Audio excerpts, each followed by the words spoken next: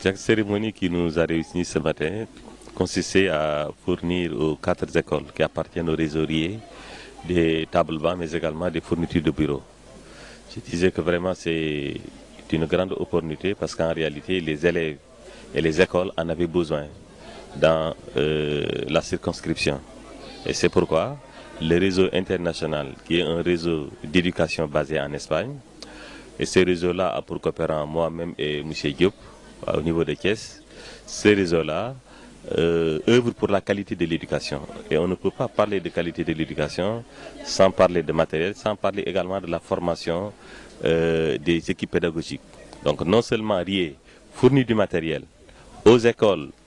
qui appartiennent à ces réseaux, mais également ils forment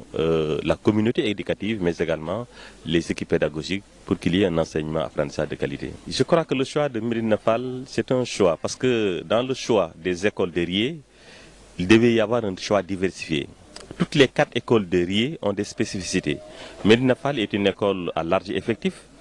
Bon, il y a l'école Germaine Le Goff, qui est une école d'application. Il y a l'école Keur Dago, qui est une école franco-arabe. Donc, il y a des spécificités dans le choix. Et pour Médina Fall, c'est surtout parce que c'est une école à grand effectif qu'il a été choisi. Pour la première année, le projet concerne les 4 écoles qu'on a citées tout à l'heure. Mais pour la deuxième année,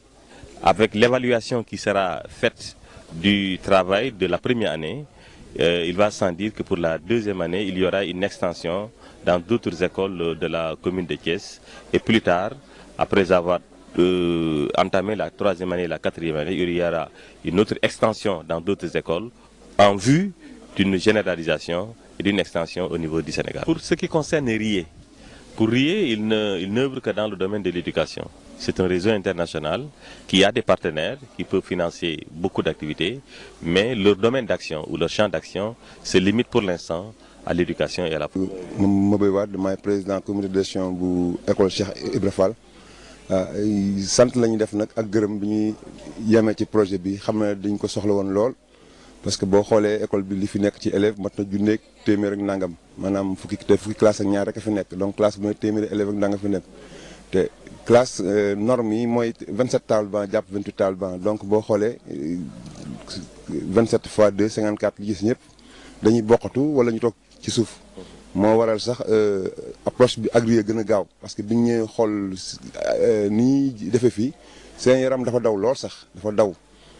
daw lool parce que gis nañu xale yi ni ñuy jàng ci teewul nag ñu ngi am résultat li leen ci gën a yéem sax mooy loolu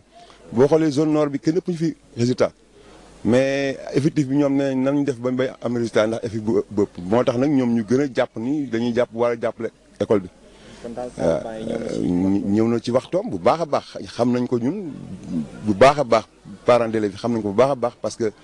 demoon nañu ba ñii dañuy jàng tey ñi jàng suba ndax ñàkki tablement ak effectif bu bare bon lii nag ak ñii peut-être am nañu yaakaar ni lii mën na changement am vraiment ñoo ngi leen ci gërëm waa communauté bi sant bu baax et puis gën a góorgóorlu parce que lii ñu def ba ñu ñëw jàpp suñu bëgg nañu bu ñu fi jógee seen ñoom ñu bëgg ci daal ndax bu ñu lay jàppale te avancé woo dañuy mujj découragé comme ni ko waaj waxee léegi rek mais nag kon ñu jéem a gën a góorgóorlu am résultat yu baax ndax ñu gën cee sawar lii daal moo doon suñuy kàddu ci kii bi. yan matériel la ñu indil nañu 100 tables bancs yu bees tàq indil nañu ñaari armoire indil nañu fukki chaise indil nañu ñaari bureau ak matériel informatique loolu ak seegul mais bokk na ci dig bi donc loolu lañ fi indi pour l'instant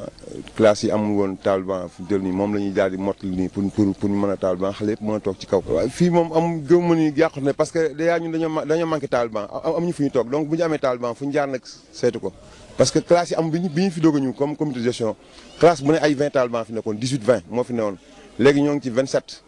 lii bu ñëwee fii nii day tax classe yëpp am table banc ñun am ñu woon table banc classe yëpp a manqué woon table banc donc bu ñëwee loolu motu sax ñuy wax dañ ko soxla woon vitalement même dañ ko soxla woon parce que xale ci suuf la doon toog donc diñ ko saytu normalement leneen dina ñëwaat parce que des na classe yi war nañ ko gën a defaraat douche yi war nañ ko gën a defaraat douche yi xoolal junniy élèves fu ñu dugg ci douche yi ñaar douche nekk fi loolu nekkul yoon donc say wax nañ leen ko dañ ci gën a jàpp yes kay mooy gën a góorgóorlu ñoom ñu gis ci seen bopp ñun ñu gis suñu bopp ñoom ñu gis seen bopp mooy fexe ba résultats yi ñu leen wanoon mu gën a baax ñun loolu mooy suñu ak équipe pédagogie jàmbaar dëgg lañu ñu ngi liggéey suba ak ngoon pour loolu mën a te ragal nañ dinañ mën a am nañ ci yaakaar parce que liggéey nañ ko. léegi dégg ko buñ la joxee tool nga bay nga bay ba mu set wicc taw bi am war ngaa yaakaar ni kii na gerte dina am wala dugub na am te loolu am nañ ci yaakaar bu baax a baax parce que début d'année ba léegi ñoo ngi jàng normalement donc ragal nañ résultat dina am.